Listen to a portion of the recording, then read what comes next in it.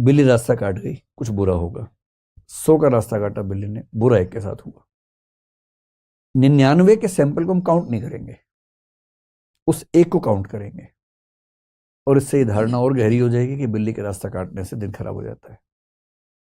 क्योंकि मनुष्य इतना ताकतवर है, अगर बिल्ली उसका दिन खराब कर सकती है तो फिर मनुष्य क्या करेगा, उसका सोचिए। नमस्ते सर, मेरा नाम हिना है और मेरा प्रश्न है कि कई बार भविष्य में होने वाली घटनाओं का आभास हमें स्वप्न के थ्रू हो जाता है। तो वो भविष्य में घटना होने वाली है इसलिए हमें आभास होता है या फिर वो सिर्फ एक कोइंसिडेंस होता है? ड्रीम इंटरप्रिटेशन के बहुत सारे सिद्धांत हैं, जिनमें से कुछ ने इस बारे में विचार किया कि ऐसा क्यों होता है। कुछ लोगों को सपने में नहीं, जीते जागते भी ऐसा होता है।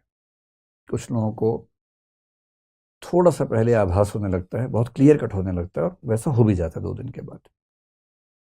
ये क्यों होता है, इसको लेके बड़ी खतरनाक खतरनाक कुछ मान्यताएं हैं। अगर हम मान लें कि उन्हें सच में पहले पता लग जाता है तो ये कितना खतरनाक है, आप समझ रही हैं। जैसे अगर आप देख लें कि 2 दिन बाद मुझे कुछ होने वाला, मान लीजिए, और सच में हो गया, इसका मतलब है कि मेरे साथ भविष्य में क्या होने वाला है पहले से तय था।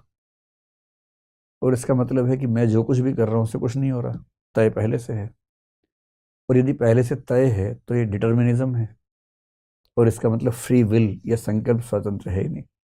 हम कुछ नहीं करते, पहले से तय है। पहले से तय ना हो तो कैसे दिखेगा। इससे बड़ी चिंता की बात यह है।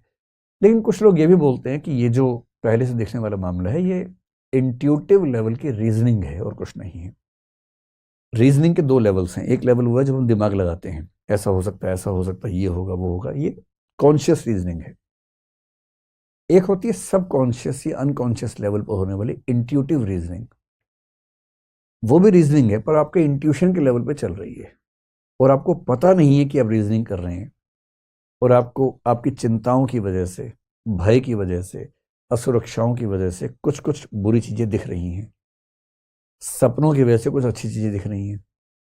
उनमें से कुछ सही साबित हो गई, जो गलत साबित हुई उनको अपने सैंपल में लिया नहीं। जो सही साबित हुई उनको सैंपल मान के आपने मान लिया कि मुझे पूर्व ज्ञान हो गया था, फॉर नॉलेज हो गई थी।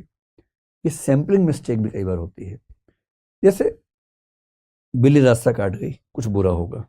100 का रास्ता काटा बिल्ली ने, बुरा एक के साथ हुआ। 99 के सैंपल को हम काउंट नहीं करेंगे, उस एक को काउंट करेंगे। और इससे ये धारणा और गहरी हो जाएगी कि बिल्ली के रास्ता काटने से दिन खराब हो जाता है। क्योंकि मनुष्य इतना ताकतवर है, अगर बिल्ली उसका दिन खराब कर सकती है तो फिर मनुष्य क्या करेगा, उसका सोचिए। क्योंकि हम सैंपलिंग में क्या करते हैं कि कुछ सैंपल्स को ज्यादा वेटेज देते हैं, बहुत सारे सैंपल्स को वेटेज नहीं देते हैं। और ऐसी इंट्यूटिव रीजनिंग होती रहती है।